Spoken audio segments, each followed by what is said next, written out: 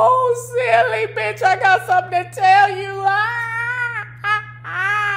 Oh, God, silly, I'm in love with somebody else. He's 19 years old, girl. And I couldn't miss the opportunity.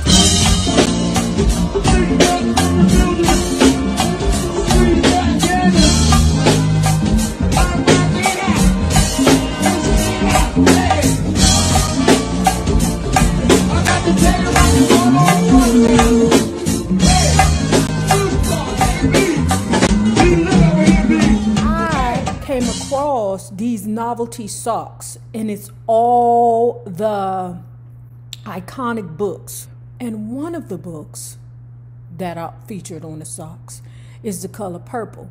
I think I read about 3 of the books that are on the socks.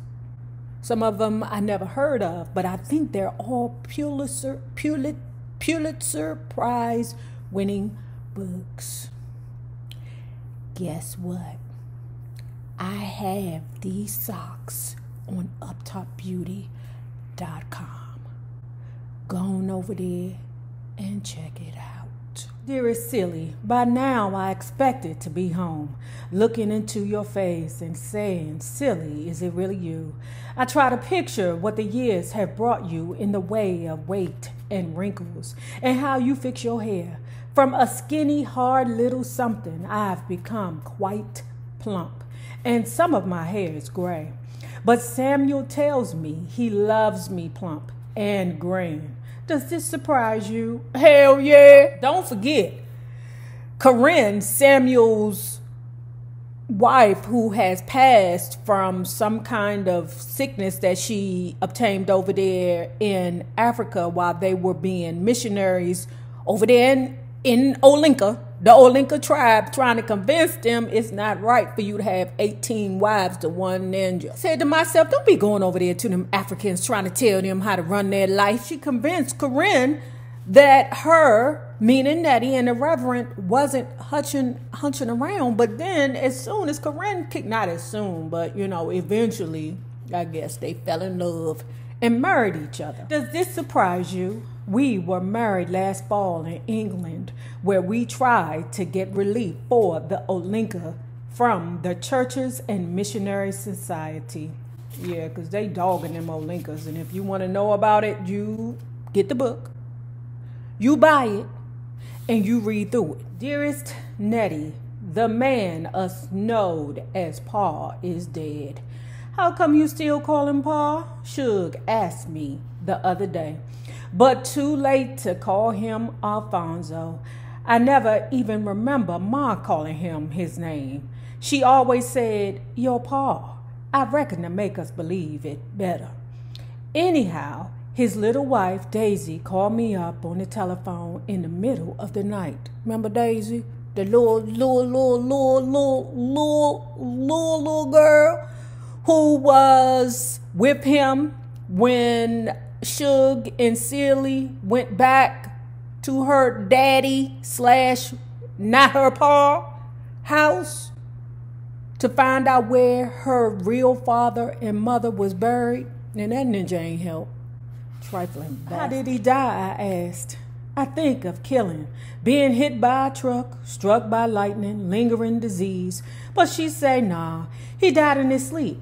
Well, not quite in his sleep, she say. Us was spending a little time in the bed together, before us drop off. Us was spending a little time in bed together, before us drop off. Well, I say, you have my sympathy. Not. She don't mean that shit. Good, bye, beach, bye. Yes, ma'am, she say, and I thought I had this house too, but looked like it belonged to your sister Nettie and you. Trick-a-boo-boo, bitch. Your parents gooped you, sent you up the hill to fuck on that old man who they thought, oh, yes, let me give my young pretty daughter to Papa because he old, and when he kicked the bucket, we gonna have all this land. Psych. Say what I asked? Your stepdaddy been dead over a week, she say. When I went to town to hear the will read yesterday, you could have knocked me over with a feather. Knocked your parents over too. Your real daddy owned the land and the house and the store. He left it to your mama. When your mama died, it passed on to you and your sister Nettie. I don't know why Alfonso never told you that. Because he's a nigga. Because he stick that stitty. And that's what he do. He steal. Don't forget to pick that book up, y'all. Because we fitting read it come Monday. The Amazon link is below in the description box. Well, I say anything come from him. I don't want it. Bitch, it didn't come from him. It came from your pappy and your mammy. Ooh, Celie, that damn pride. I hear Daisy suck in her breath. How about your sister Nettie, she say? You think she feels the same way? I wake up a little bit then. By the time Shug roll over and ask me who it is, I'm beginning to see the light. Her and Shug still bumping pocketbooks. Lesbian love is so beautifully tragic, as we will see later. Don't be a fool, Shug say, nudging me with her foot. You got your own house now. Your daddy and mama left it to you. That dog of a stepdaddy, just a bad odor passing through. But I never had no house, I say. Just to think about having my own house enough to scare me. Plus, this house I'm getting is bigger than Shug's. Got more land around it. And it come with a store. My God, I say to Shug, me and Nettie own a dry goods store. What is going to sell? How about your pants, she say. So I hung up the phone and rushed down home again to look at the property. About a mile before us got to town, us come up on the entrance to the colored cemetery. Shug was sound asleep, but something told me I ought to drive in. Pretty soon I see something look like a short skyscraper, and I stop the car and go up to it. Sure enough, it's got Alfonso's name on it. Ugh, dirty bitch. I would have kicked that shit over. Got a lot of other stuff on it too. Member of this and that, leading businessman and farmer, upright husband and father, kind to the poor and help. Yeah, they forgot pedophile. And well-known and renowned pedophile. He been dead 2 weeks, but fresh flowers still blooming on his grave. Should get out the car and come stand by me. Finally, she yawned loud and stretched herself. The son of a bitch still dead, she say. Daisy try to act like she glad to see us, but she not. She got 2 children and look pregnant with 1 more. Yeah, girl, your parents, they gooped you, girl. Your parents done sold you up the river to a piece of shiznai. She say, Celie, the old house you remember was torn down so Alfonso could build this one. He got an Atlanta architect to design it, and these tiles come all the way from New York. We was standing in the kitchen at the time, but he put tiles everywhere. Kitchen toilet, back porch, all around the fireplace. And of course, I did take the furniture because Alfonso bought it special for me. Fine with me, I say. I can't get over having a house. Soon as Daisy leave me with the keys, I run from one room to another like I'm crazy. Look at this, I say to Shug. Look at that. She look and she grin. Oh, Nettie, us have a house big enough for us and our children, for your husband and Shug. Now you can come home, 'cause you have a home to come home to. Your loving sister, Celie. Dear Nettie, my heart broke. Shug loved somebody else. Dun, dun, dun. Welcome to the lesbian life, y'all. That shit ain't easy. When you young, you think it's all fun and ooh, to have a lady down there sucking on you, you know? It's good, it's funny. Ooh, fun. Then you fall in love and you realize that bitches be lunching. One thing about being a lesbian to me that makes you a better person is it helps you to understand yourself. You know what I'm saying? And whenever I decided to chill with a dude for a minute, the things that women did to me, I never did to the man because I saw myself. Remember, I told you, you never know yourself until you see yourself. And then when you see your own behavior in someone else, it becomes vivid. And you be like, is this how I act? Yes. And it allows you to check yourself. So being in a lesbian relationship really does make you a better person. You know, I'm not saying that you can't grow in a heterosexual relationship, but when you're a bitch and you don't know you're a bitch, being with a bitch clarifies all. Dear Natty, my heart broke. Shug loved somebody else. Maybe if I had stayed in Memphis last summer, it never would have happened. Pause, let me say something else. Women move very quickly, being pressed to get into something. But when that happens, things go left. You don't really know each other. You realize that the person that you're with is a drug addict. They can be abusive. They messy, you organized. You see, you don't really know the person, you know, and because women move so fast, child, if they got a child at home, they'll sometimes make their children call the dominant lesbian daddy. I ain't never understand that. There's a lot of heartbreak, you know. It really is. It's a lot of hurt. It's a lot of pain. It's a lot of emotions. It's a lot of uncontrolled emotions. And like I said before, if you a bitch and she a bitch, it can become volatile. Dear Nettie, my heart broke. Shug loved somebody else. Maybe if I had stayed in Memphis last summer, it never would have happened. But I spent the summer fixing up the house. I thought if you come anytime soon, I wanted to be ready. And it is real pretty now and comfortable.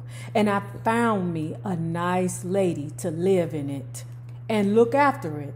Then I come home to Shug. Miss Celie, she say, how would you like some Chinese food to celebrate you coming home? The meal was prepared. And then like us lesbians do, we just break down into tears. Oh, silly bitch, I got something to tell you. Oh, God, silly, I'm in love with somebody else. He's 19 years old, girl. And I couldn't miss the opportunity. You see, he's old and fat. Silly. And I was so lonely. He was there. See, he played the flute. I was like, the flute? It's going to be a flute in my band? How is that going to work? A jazz flute? But it worked. It was wonderful, and it was just what my band needed. And then, girl, he wooed me. He just came over. He just was there, and he just catered to my needs. And, girl, he want me. Silly, he want me, my old fat, wrinkly, gray ass. When a lesbian get left for a nigga, that breaks their heart. You hear me? That crushes the other person that gets left. Because in their mind, they're like, did she always want dick? And if she always wanted dick, I wouldn't have stood a chance anyway. So everything that we've been through in life was just fake.